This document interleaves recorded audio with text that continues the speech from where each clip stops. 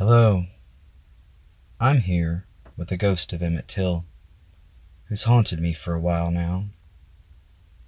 He's asked me very politely if I would be his voice to you today, since his voice was taken from him. In 1941, an American woman named Mamie Till gave birth to a boy named Emmett Till. He lived in Chicago. A month after Emmett turned 14, his uncle Moses Wright, who was a preacher, came to Chicago for a family visit, as we all love to do in this fine country. At the end of the visit, Emmett begged his mom to let him go visit his cousins, and so Mamie let Emmett travel to the town of Money, Mississippi. She kissed her boy, and she saw the life in his 14-year-old eyes for the last time.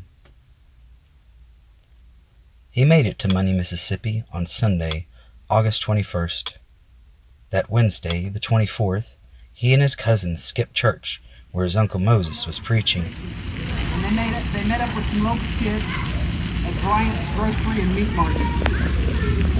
The kids have been sharecroppers.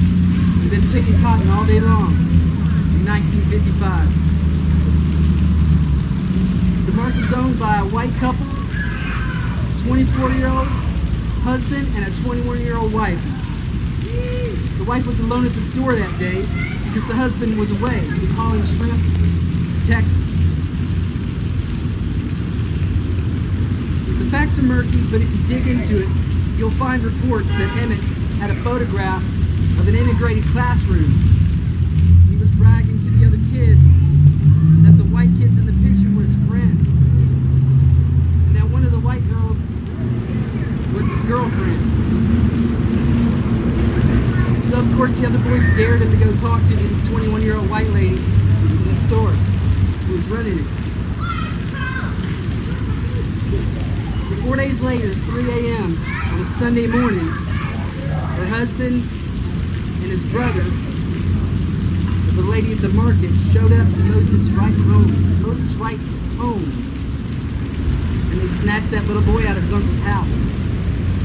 They tied him up, and they threw him in the back of their pickup truck. They pistol whipped him on the way to a barn, where they beat him and they mutilated his body and his face.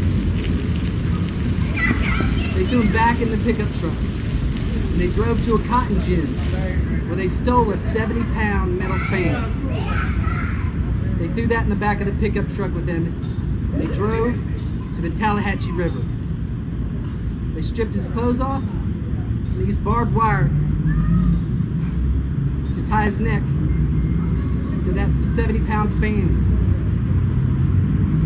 And then they shot him in the head, and they threw him away in that river. 3 days later, his broken, naked, mutilated body was found in that river. I'm not going to describe the terror that his family went through that night and the days after searching for him, because I'm sure you can imagine it. The Mississippi authorities tried to immediately bury Emmett Till in Mississippi.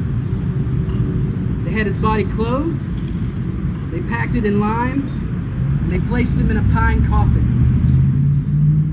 His mother, Mamie Till, had to call several local and state authorities in both Illinois and Mississippi to halt his burial and to get her baby's bloated, broken body back.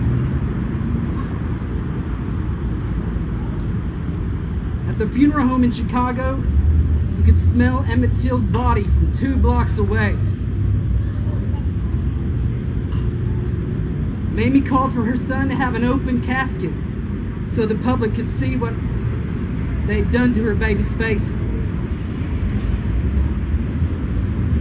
In September, there was a murder trial where the jurors drank beer and wore guns during the trial.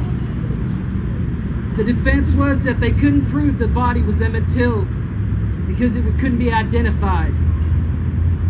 They questioned whether Emmett Till was even dead. On September 23rd of 1955, an all-white, all-male jury acquitted both defendants in 67 minutes. One juror commented afterwards that if they hadn't stopped, this is a quote, if we hadn't stopped to drink pop, it wouldn't have taken that long. Mamie was told afterwards that one reason they lost the case was that she didn't cry hard enough on the stand when she testified. In November, a grand jury declined to indict the two men for kidnapping Emmett Till, even though they admitted to kidnapping him. Emmett Till should have never been born, because if African slaves had not been brought to America, he never would have been. Emmett's story actually begins in 1607, when some illegal white aliens and a little brown girl named Pocahontas set the stage for American slavery.